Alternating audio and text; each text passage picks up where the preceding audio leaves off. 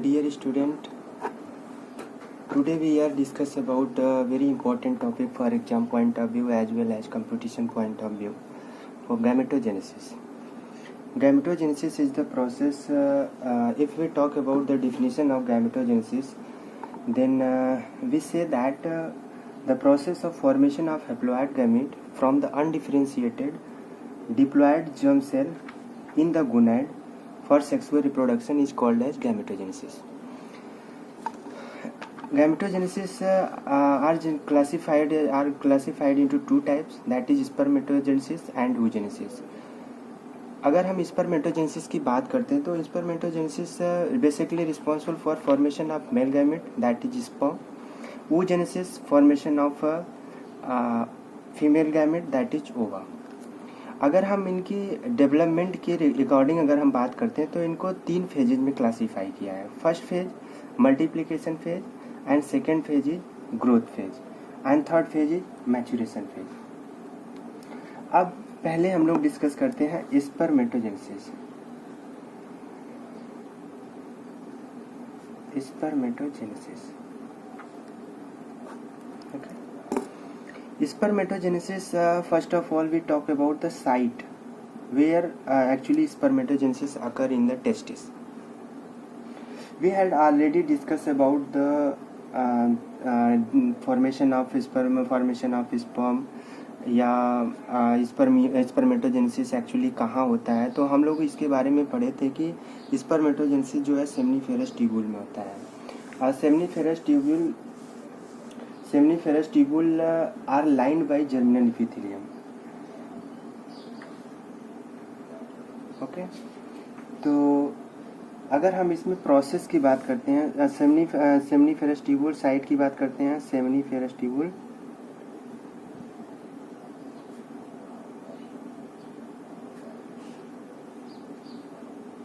in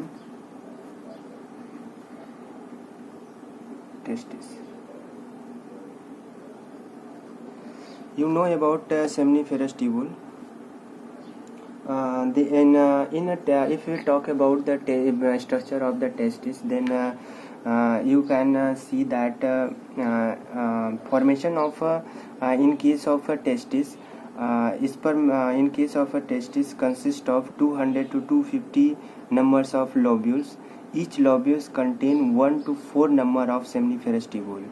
Seminiferous tubules is a place where spermatogenesis takes place. Okay, अगर हम इसके process की बात करते हैं तो प्रोसेस में हम एक चीज़ देखते हैं कि एक्चुअली इसका फॉर्मेशन होता कैसे है. Spermatogenesis is a continuous process. Okay, spermatogenesis की अगर हम बात करते हैं, इस साइमल्टेनियस एक कंटिन्यूअस प्रोसेस होता है और इसमें कंटिन्यूअस जो है स्पर्म का फॉर्मेशन टाइम टू टाइम होता रहता है. और इसमें इसको जो है 2 स्टेज में क्लासीफाई किया गया. फर्स्ट स्टेज जो है formation of spermatid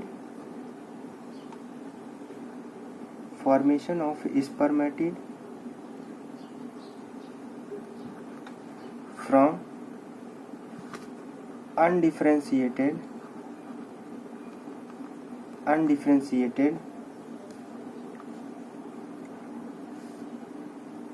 undifferentiated germ cell. Okay, now second stage is formation of spermatozoa from the spermatid. Okay, these two processes is the major happen in case of spermatogenesis. First of all, formation of spermatid from undifferentiated that is germinal epithelium, that is called spermatogonia. Spermatogonia differentiated to form a spermatozoa, to form spermatid. After spermatid then form a spermatozoa. Okay, तो पहले अगर हम लोग इसके phases की बात करते हैं तो पहला फेज जो आता है वो होता है multiplication phase.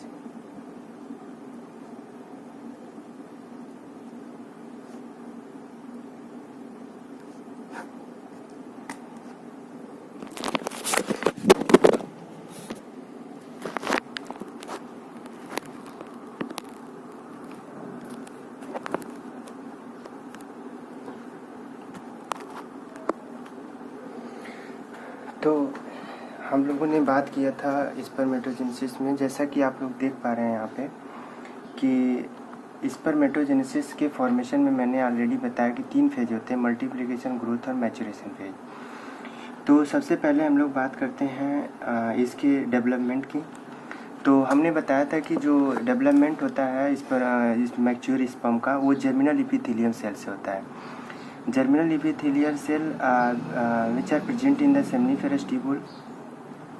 Germinal epithelial cell are diploid cell, that is number of chromosomes is diploid cell, number of chromosomes is 2n, 46 number of chromosomes, diploid, that is 2n.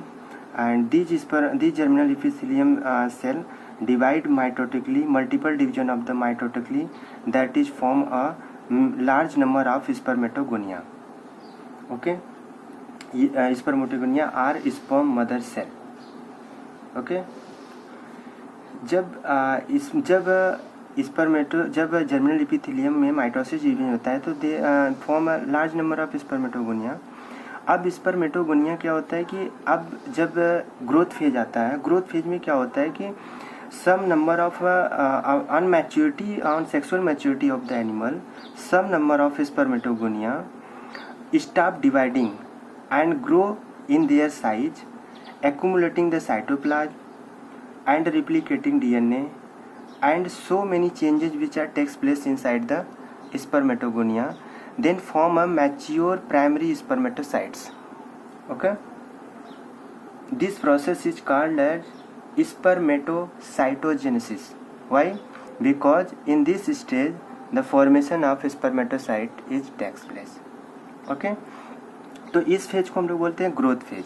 Growth phase क्यों, मैंने already बताया कि इसमें cell अपने cytoplasmic content और जो necessary content होते हैं फॉर डिवीजन के लिए, तो उसको जो है एक्वायर करता है। उसके बाद में फिर primary spermatocytes divide by first meiosis first division. You know about meiosis first is just you know the formation of the first meiotic division and produce a secondary spermatocytes. Okay, secondary spermatocytes formed by meiosis first division. So after formation of meiosis first division, then complete meiosis second, which are form a secondary spermatocytes. जैसा कि आप लोग जानते हैं कि जब cell cycle आप लोग पहले जब पढ़े होंगे तो उसमें आप लोग देखे होंगे कि माइटोसिस में नंबर ऑफ क्रोमोसोम्स जो है सेम होते हैं। जब हम मियोसिस की बात करते हैं तो नंबर ऑफ क्रोमोसोम्स जो है, जो मियोसिस फर्स्ट होता है, that is called equatorial division, which are similar to the mitosis. अगर जब हम मियोसिस सेकेंड की बात करते हैं तो meiosis second is a reductional division. Why? Because in case of meiosis second, the number of chromosomes is half. Okay, you can see that number of chromosomes is this n. Okay, after completion of meiosis second, then form a spermatid. There are number of chromosomes cgn. अब spermatid जो formation होता है, spermatid form होने के बाद अब क्या होता है कि स्पर्मेटिड कोई फर्दर डिवीजन नहीं होता है और इसमें मॉडिफिकेशन होता है। ये जो मॉडिफिकेशन होता है, एक मॉडिफिकेशन होने के बाद कन्वर्ट हो जाता है स्पर्मेटोजोआ में। Okay, this process is called spermiogenesis या स्पर्मेटिलियोसिस। ओके, तो ये पूरा जो प्रोसेस है इसमें हम लोग देख रहे हैं कि डेवलपमेंट जर्मिनल एपिथेलियम से एक डिप्लॉयड जर्मिनल एपिथेलियल सेल कैसे जो है स्पर्मेटोजोआ का फॉर्मेशन होता है। अब जो प्राइमरी स्पर्मेटोसाइट से स्पर्मेटोजोआ के फॉर्मेशन का जो पीरियड होता है, this period is called as maturation phase. Okay, और ग्रोथ फेज आप लोगों को मैंने बताया ही। मल्टीप्लिकेशन फेज में जर्मिनल एपिथेलियम सेल का डिवीजन होता है। Okay, this is all about the formation of spermatozoa. Spermatozoa जब स्पर्मेटोजोआ का मैच्योर फॉर्मेशन हो जाता है तो इसमें क्या होता है, कुछ ऑर्गेनेल्स कुछ सेल ऑर्गेनेल्स जो है इसमें लॉस होते हैं, for example Golgi apparatus cytoplasm और वाटर का जो है वाटर को लॉस करता है। और हम लोग आगे पढ़ेंगे जब स्ट्रक्चर ऑफ स्पर्म में, तो वहाँ पे बताएंगे कि माइटोकॉन्ड्रिया को ज़्यादा एक्वायर किए रहता है because it provide the lot of energy for movement of the sperm. ठीक, तो ये सब प्रोसेस जो होता है इसमें ये सब पूरा प्रोसेस जो है स्पर्मेटोजेनेसिस का है। इसमें एक मैच्योर स्पर्म का कैसे फॉर्मेशन होता है। अब हम लोग आगे, जैसा कि आप लोग यहाँ देख पा रहे हैं कि फंक्शन ऑफ सर्टोली सेल का फंक्शन क्या होता है। जैसा हम लोगों ने पढ़ा है कि सर्टोली सेल जो होता है, सर्टोली सेल अगर बात करते हैं तो ये क्लोजली एसोसिएट होता है किससे, स्पर्मेटोगोनियम से। अब ये lie Sertoli cell lie between the spermatogonia and closely associated with spermatogonia. Okay, तो सर्टोली सेल का यहाँ पे जैसे आप लोगों को मैंने स्पर्मेटोजेनेसिस जो बताया उसमें ये बेसिक पूरा एक इंटरनल सेक्शन है जिसमें basal lamina that is outer membrane, फिर spermatogonium which are continuously divide that is for spermatocytes and then spermatid then form a spermatozoa. We had already discuss in previous lecture. So यहाँ पे ये figure जो है basically दिखा रहा है relationship between developing spermatozoa and Sertoli cell.